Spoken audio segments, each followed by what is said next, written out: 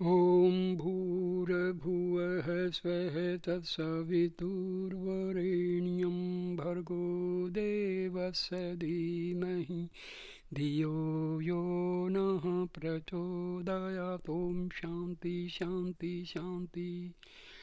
This is the second video explaining self-inquiry of Bhagwan Sri Ramana Maharshi. So I start with a question by devotee. Is the aforesaid self-experience possible even in the state of empirical existence for the mind which has to perform functions in accordance with its prarabdha, the past karma which has begun to fructify?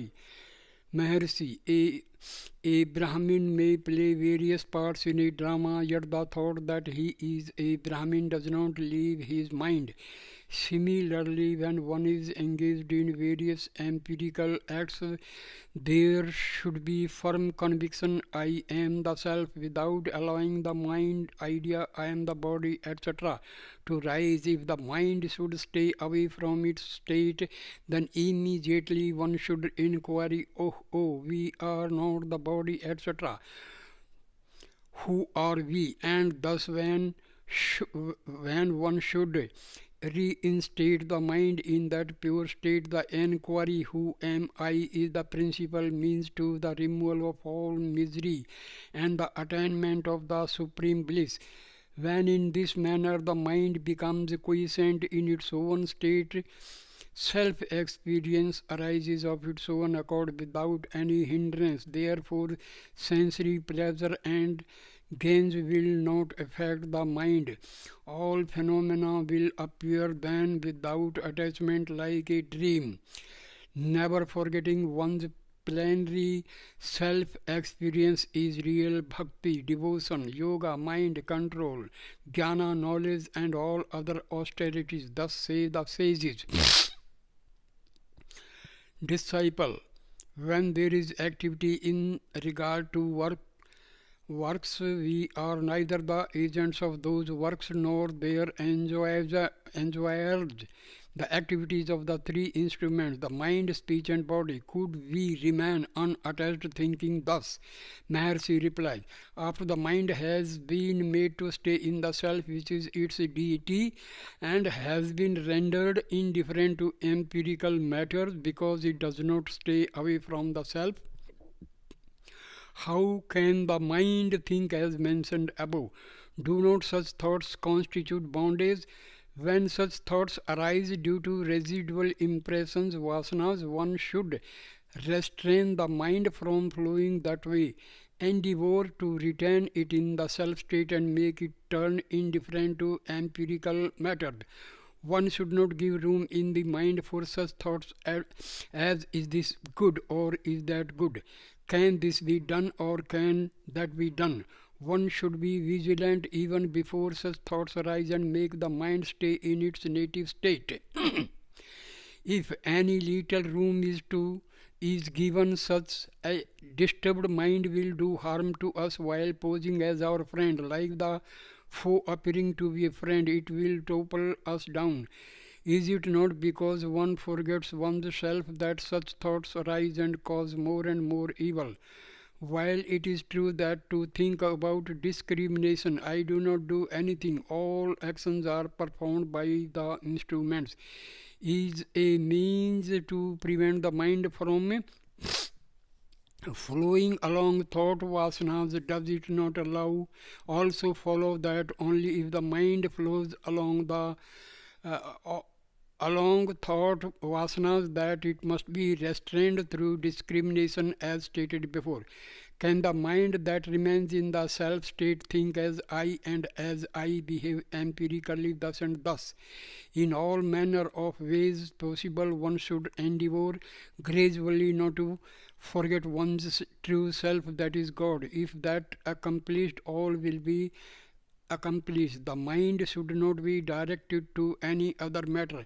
Even though one may perform like a mad person the actions that are the result of prarabdha karma, one should retain the mind in the self without letting the thought I do arise. Have not countless bhaktas, the devotees, performed their numerous empirical functions with an attitude of indifference? Devotee: what is the real purpose of sannyasa, renunciation? Maharishi: sannyasa is only the renunciation of the I thought and not the rejection of the external objects. He who has renounced the I thought thus remains the same whether he is alone or in the midst of the extensive samsara, empirical world. Just as when the mind is concentrated on some object, it does not observe other things even though they may be proximate. So also, although the sage may perform any number of empirical acts, in reality he performs nothing because he makes the mind rest in the self without letting the I thought arise. Even as in a dream one appears to fall head downwards, while in reality one is unmoving, so also the ignorant person, that is the person for whom the I thought has not ceased, although he remains alone in constant meditation, is in fact one who performs all empirical actions. Thus the wise ones have said, devotee, the mind, sense organs, etc. have the ability to perceive, yet why are they regarded as perceived objects? Maharishi: drik, knower, drishya, known. 1. The seer, drishya, pot, the seen object. Further. 2. The eye organ, that is knower, and body, pot, etc. drishya. Third, the sense of sight, that is the knower, and known object is the eye organ. Fourth, the mind, that is the knower, and the sense of sight, that is the known object. Fifth, the individual soul, knower, and mind is the known object. Sixth, consciousness, the self, that is the knower, and the individual soul, that is the known object.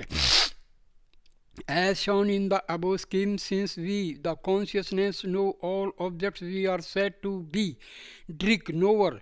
The categories ending with the pot are the objects seen, since they are what are known. In the table of knowledge, ignorance, that is knower, known, given above, among the knowers and objects of knowledge, it is seen that one is knower in the relation to another, yet since that one is object in relation to another, none of these categories is in reality the knower, although we are said to be the knower because we know all and not the known. Because we are not known by anything else, we are said to be the knower only in relation to the known objects. In truth, however, what is called the known is not apart from us, and so we are the reality that transcends those two, the knower and the known. All the others fall within the knower-known categories. Devotee: how do egoity, soul, self and Brahma come to be identified?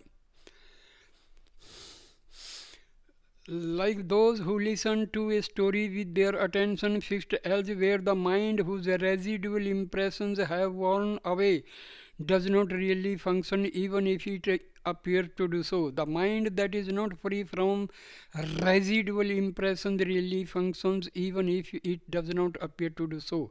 This is like those who, while remaining stationary, imagine in their dream that they climb up a hill and fall therefore.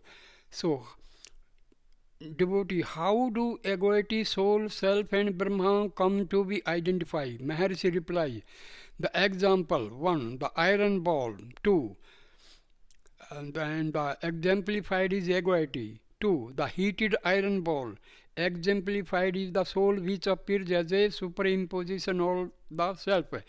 Third, the fire that is in the heated iron bowl exemplified the light of consciousness, that is the immutable Brahma, which shines in the soul everywhere. Fourth, the flame of fire which remains as one exemplified the all-pervading Brahma which remains as one. From the examples given above, it will be clear how egoity, soul, witness, and all witness come to be identified. Just as in the wax lump, that is with the smith, numerous and varied metal particles lie included, and all of them appear to be one wax lump, so also in deep sleep the gross and subtle bodies of all the individual souls are included in the cosmic Maya, which is nescience of the nature of sheer darkness, and since the souls are resolved in the self, becoming one with it, they see everywhere darkness alone. From the darkness of sleep, the subtle body with egoity, and from that egoity, the gross body arise respectively. Even as the egoity arises, it appears superimposed on the nature of the self, like the heated iron bowl. Thus, without the soul, jiva, which is the mind or egoity that is conjoined with the consciousness light, there is no witness of the soul, with the self, and without the self there is no Brahma, that is all witness. Just as when the iron ball is beaten into various shapes by the smith, the fire that is in it does not change thereby in any manner, even so the soul may be involved in ever so many experiences and undergo pleasures and pains, and yet the self light that is in it does not change in the least thereby, and like the ether it is all pervasive pure knowledge, that is one, and it shines in the heart of Brahma. Devotee, how is one to know that in the heart self itself shines as Brahma? Maharshi, just as the elemental ether within the flame of a lamp is known to fill without any difference and without any limit both the inside and outside of the flame, so also the knowledge ether that is within the self-light in the heart fills without any difference and without any limit both the inside and outside of the self-light. That is what is referred as Brahma. Devotee, how do the three states of experience, the three bodies, etc., which are imaginations, appear in the self-light, which is one impartite and self-luminous? Even if they should appear, how is one to know that the self alone remains ever unmoving?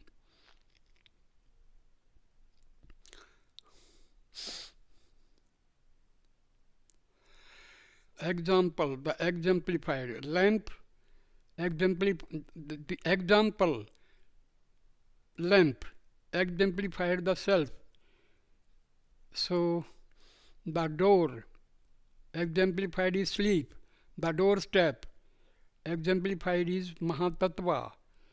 Example, the inner wall exemplified nescience or the causal body. Example, the mirror exemplified the egoity. Example, windows exemplified the five cognitive sense organs. Example, the inner chamber exemplified deep sleep in which the causal body is manifest. Example, the middle chamber exemplified dream in which the subtle body is manifest. Example, the outer court exemplified waking state in which the gross body is manifest. The self, which is the lamp, shines of its own accord in the inner chamber, that is the causal body. 7. That is endowed with nescience as the inner wall. 4. And sleep as the door. 2. When by the vital principle as conditioned by time, karma, etc., the sleep door is opened, there occurs a reflection of the self in the egoity mirror. What is placed next to the doorstep? Mahatattva. The egoity mirror thus illumines the middle chamber, that is the dream state, and through the windows, which are the five cognitive sense organs, the outer court, that is waking state, when again by the vital principle as conditioned by time, karma, etc., the sleep door gets shut. The egoity ceases along with waking and dream, and the self alone ever shines. The example just given explains how the self is unmoving, how there is difference between the self and egoity, and how three states of experience, the three bodies, etc., appear. Devotee, although I have listened to the explanation of the characteristics of inquiry in such great detail, my mind has not gained even a little peace. What is the reason for this? Maharishi, the reason is the absence of strength or one-pointedness of the mind. Devotee, what is the reason for the absence of mental strength? Maharishi, the means that make one qualified for inquiry are meditation, yoga, etc. One should gain proficiency in these through graded practice, and thus secure a stream of mental moods that is natural and helpful. When the mind that has in this manner become ripe listens to the present inquiry, it will at once realize its true nature, which is the self, and remain in the perfect peace without deviating from that state.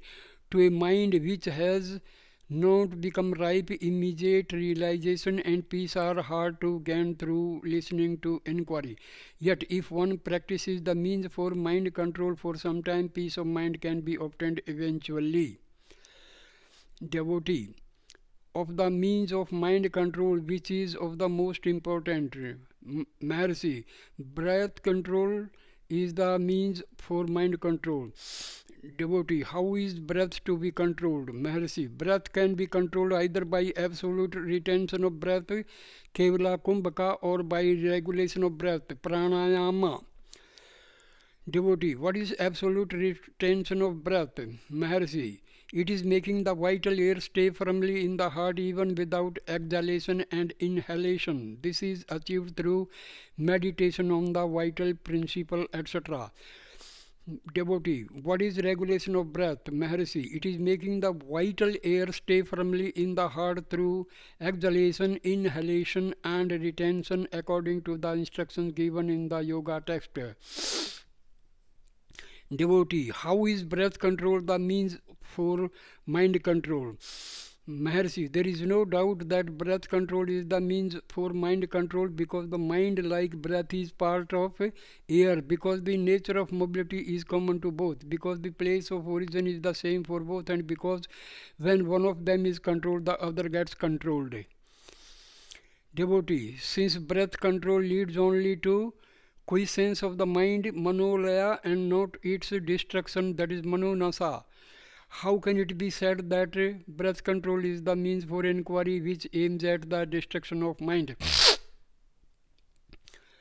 Maharishi, the scriptures teach the means for gaining self-realization in two modes, as the yoga with 8 limbs, Ashtanga yoga, and as knowledge with 8 limbs, Ashtanga jnana, by regulation of breath, pranayama, or by absolute retention thereof, Kevala Kumbhaka, which is one of the limbs of yoga, and mind gets controlled without leaving the mind at that. If one practices the further discipline such as withdrawal of the mind from external objects, pratyahara, then at the end self-realization, which is the fruit of inquiry, will surely be gained.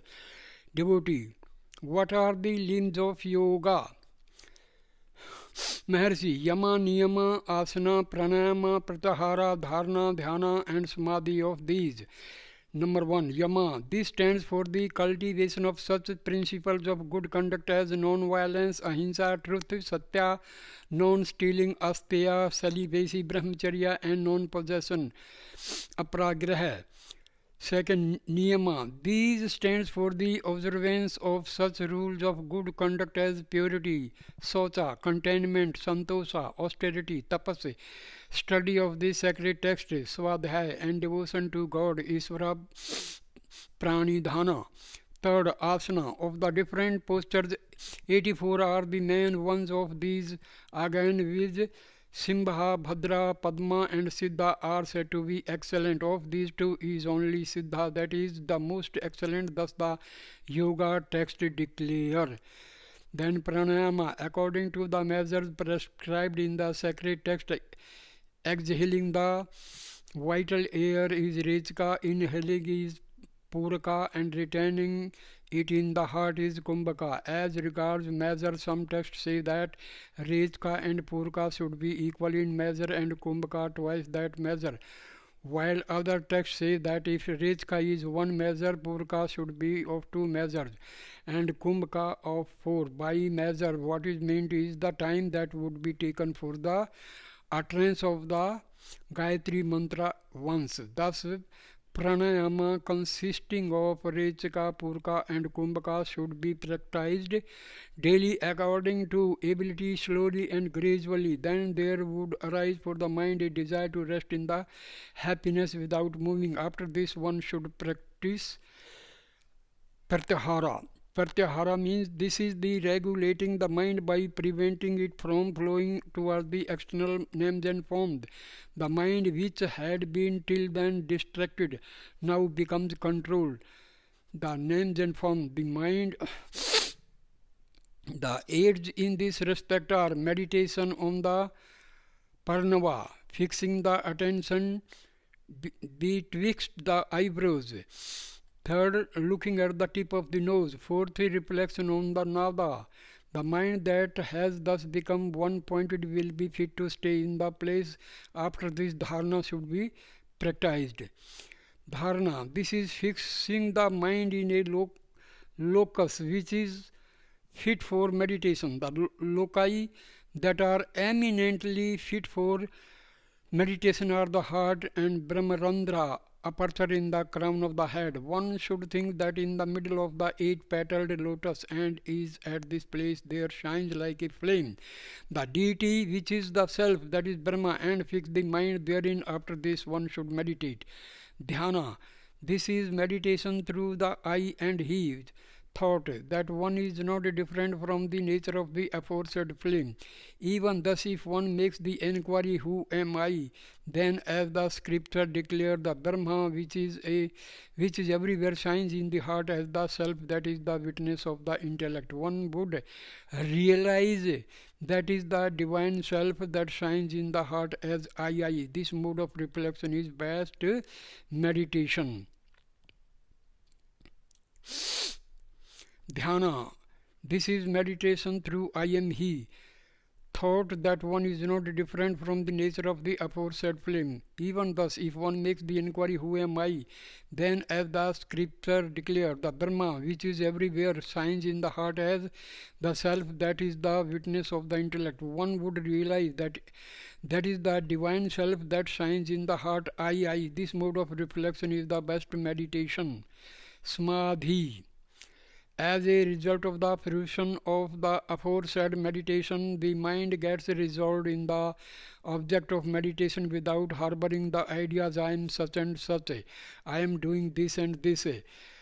This subtle state in which even the thought I disappears is samadhi. If one practices this every day, seeing it to it that sleep does not supervene, God will soon confer on one of the supreme state of quiescence of mind.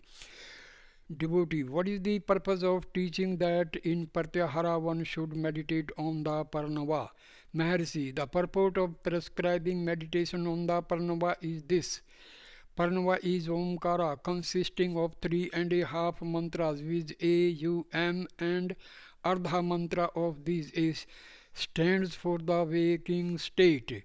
Visva, Jiva and the gross body. U stands for the dream state, Tejasa Jiva and the subtle body. M stands for the sleep state, Prajan Jiva and causal body. The Ardha Matra represents the Turiya state, which is the self or I nature, and what is beyond that is the state of Turiyatita or pure bliss. The fourth state, which is the state of I nature, was referred to in the section on meditation dhyana. This has been variously prescribed as one nature of amatra, which includes the three matras AUM as namaskara, um, as monaksara, silence syllable, as japa, as muttering without muttering, and as the advaita.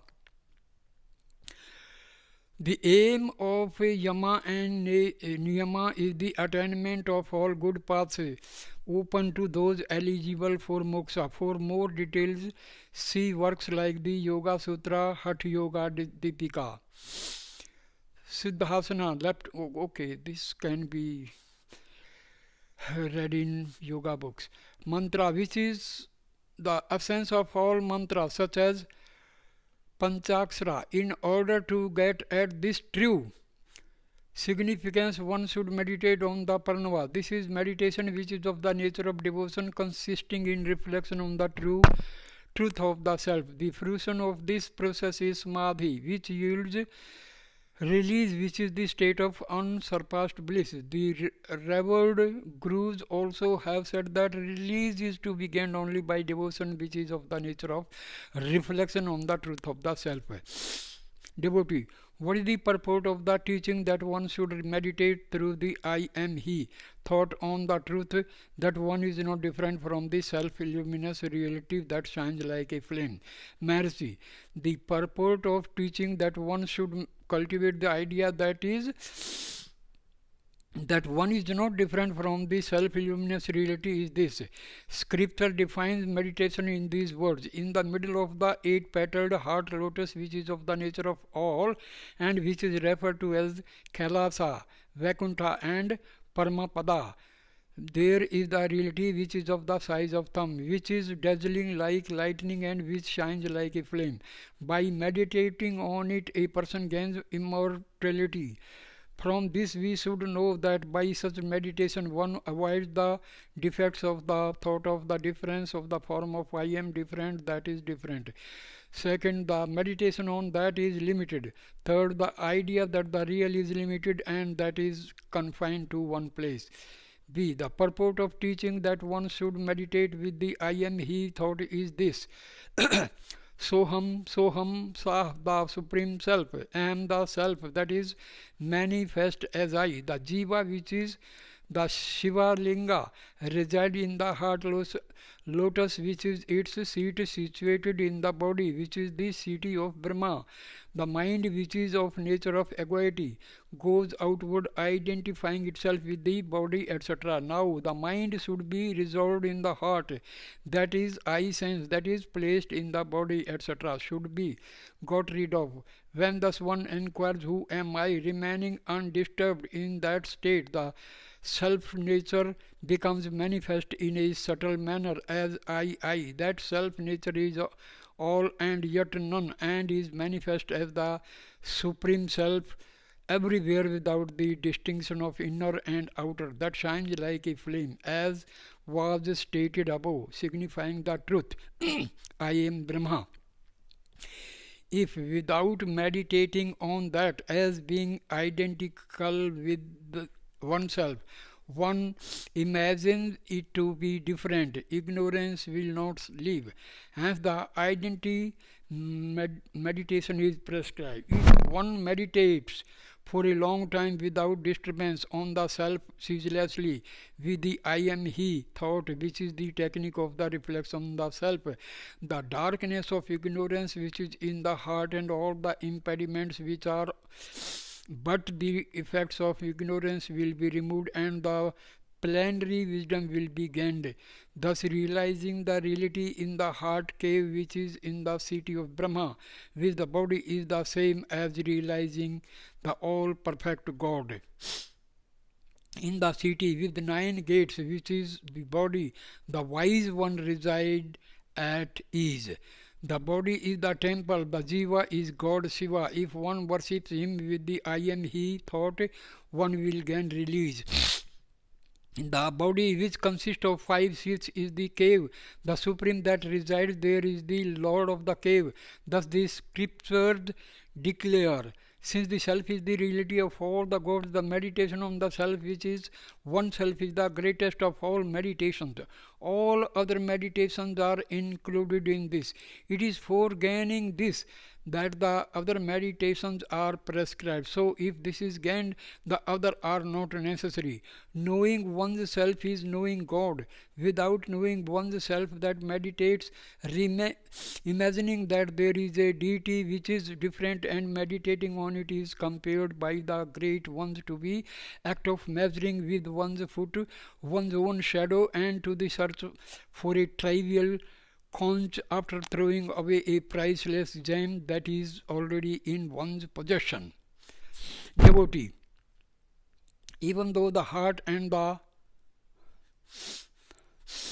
so I will stop the video here. It will become long. So thank you, dear friends, for watching. Om Shanti Shanti.